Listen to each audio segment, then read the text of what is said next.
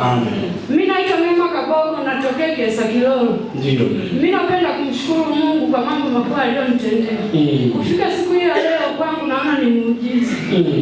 Kwa sababu nilikuwa na changamoto nyumbani kwangu ambayo nilikuwa na hata kufikia siku ya leo nilikuwa naona kama sitafika.